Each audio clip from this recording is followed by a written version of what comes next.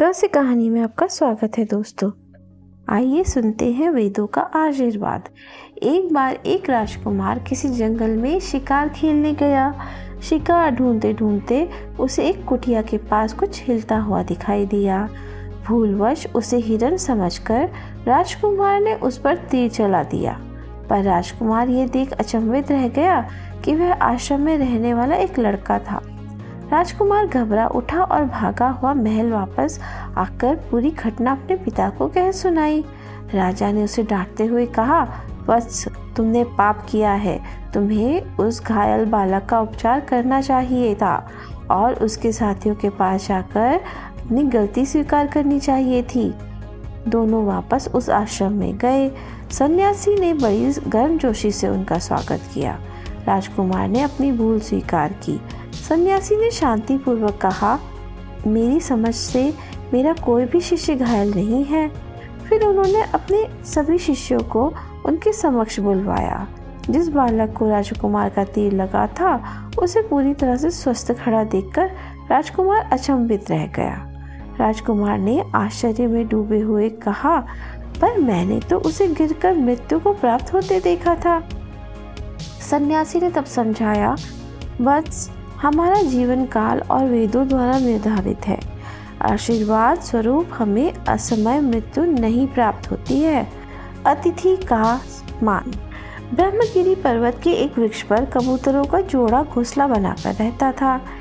एक दिन एक शिकारी ने मादा कबूतर को कैद कर पिंजरे में डाल दिया। बारिश हो रही थी, शाम भी हो गई थी। शिकारी उसी पेड़ के नीचे विश्राम करने लगा। नर कबूतर ने कबूतरी को आजाद करना चाहा।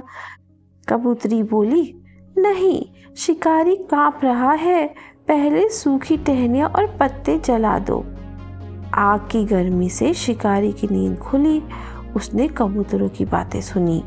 कबूतरों ने कहा, अब मुझे आजाद कर दो, मैं अपने अतिथि शिकारी का आग में कूदकर भोजन बनूंगी। नहीं, मुझे कूदने दो।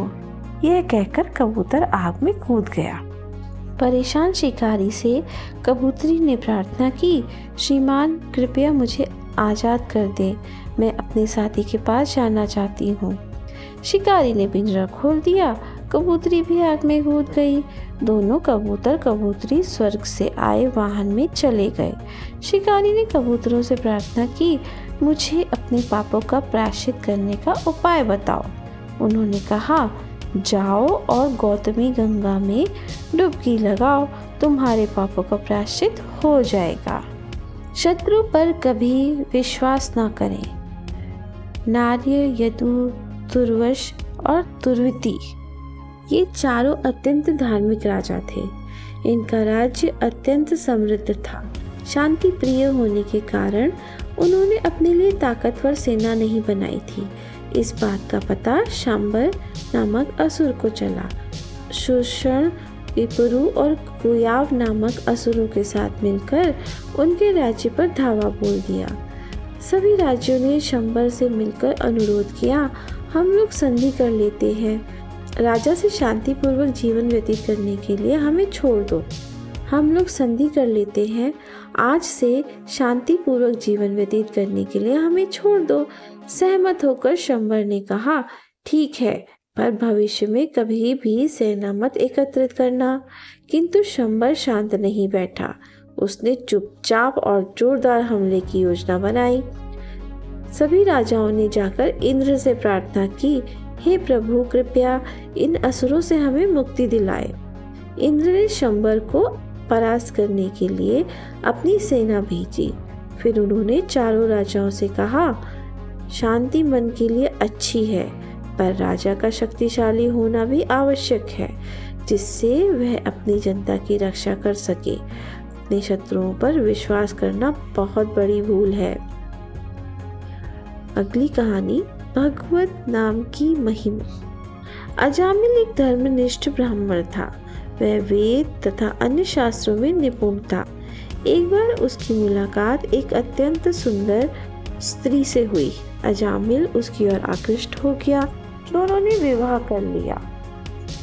एक पुत्र हुआ। उन्होंने अपने पुत्र का नाम नारायण रखा था। विवाह के बाद कुसंगत के कारण अजामिल को जुए और चोरी की लत लग गई। अपना पूरा जीवन अजामिल ने बुरे कार्य करते हुए व्यतीत कर दिया। मृत्यु शैया पर जाने पर उसे पुत्र याद आया। उसने उसे पुकारा, नारायण नारायण। यम के दूत जब उसे लेने के लिए आए, पहले से आए विष्णु भगवान को देखा। यम के दूत अजामिल को अपने साथ ले जाना चाहते थे, किंतु विष्णु ने कहा, उसने मेरा नाम बुलाया था, मुझे पुकारा था नारायण, इसलिए उसके पाप धुल गए और अब मैं उसे अपने घर ले जाऊंगा। इस प्रकार पापों के धुल जाने के कारण अजामिल को मुक्ति मिल गई। अनित्य शरीर का दुख क्यों? कई वर्षों के बाद शूरसेन के राजा चित्रकेतु को अंगिरा ऋषि के वरदान से पुत्र रत्न की प्राप्ति हुई। उनकी प्रसन्नता का ठिकाना न था, परंतु उनकी खुशी अधिक समय तक न रह सकी। दुर्भाग्यवश पुत्र का देहांत तो शीघ्र ही हो गया। राजा और रानी का दुख से हाल बेहाल था। अंगिरा ऋषि उन्हें सांत्वना देते हुए कहा, चित्रकेतु, जो शरीर नहीं रहा उससे मोह कैसा?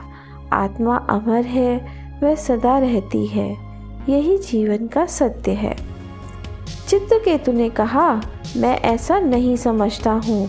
अपनी शक्ति से अंगिरा ऋषि ने मृत पुत्र की आत्मा को बुलाकर आदेश दिया, वापस राजकुमार के शरीर में समा जाओ। तुम्हारे पास शासन करने के लिए राज्य है और आनंद मनाने के लिए समृद्धि है। आत्मा ने उत्तर दिया, किसका शरीर, कैसा राज्य? मेरा कई बार जन्म हो चुका है और मैं कई शरीरों में रह चुका हूँ। आत्मा की बात सुनकर चित्रकेतु और उसकी रानी सकते में आ गए।